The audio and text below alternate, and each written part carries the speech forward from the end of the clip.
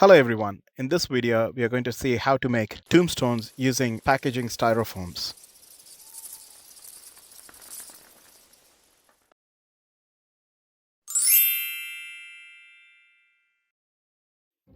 I had some leftover packaging styrofoam from a previous project, which I had saved to make a tombstone for Halloween.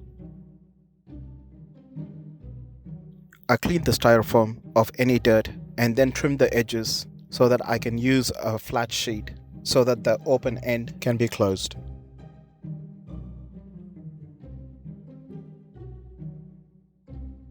I glued the sheet to the base material to form what looked like a box. I placed some weights on top of the styrofoam sheets to help the sheet to stick properly. After letting it dry for 24 hours, I wanted to make the styrofoam a bit more natural looking, like a stone.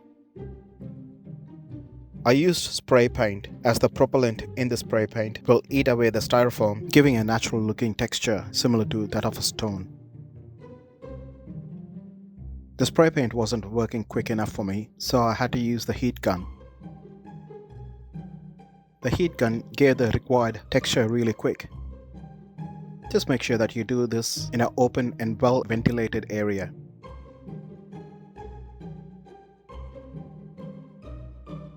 After I had the required texture, I decided to give it a primer and sealer undercoat to help protect the tombstone from natural elements.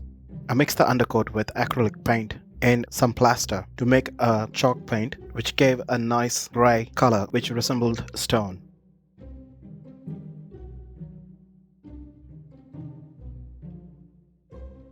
After the paint was dry, I carved the name on the tombstone using the styrofoam cutter. The carving took much longer than what I thought it will. This was because the undercoat had formed a thick layer over the styrofoam, making it hard to carve with the styrofoam cutter. So any type of carving that you want to do, make sure you do it before you apply the undercoat.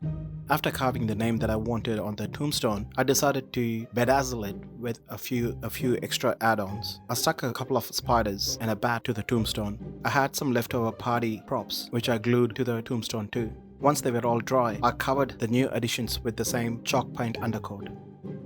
I waited till they were all dry and then used masking tape to form straight lines which I can color to give a bit more character to the tombstone. These lines didn't have to be perfect, so I was just doing them just by approximation. Once I had used the masking tape and made the design that I wanted, I used black paint in all the carved area and the masked area, which made the carving pop out. I waited for about 20 minutes, after which I removed the masking tape and then let it dry for another 24 hours. Once the paint was completely dried, I made a watered down black paint using acrylic paint and water. I then brushed this watered down paint on the entire surface of the tombstone, giving it a bit of depth and character. I used multiple coats of this watered down paint in a few layers to make it look more realistic. After this paint was dry, I made another watered down paint mixture using black and green to look like algae growing on the tombstone. I painted this on top of it in a thin layer, highlighting a few areas to make it stand out.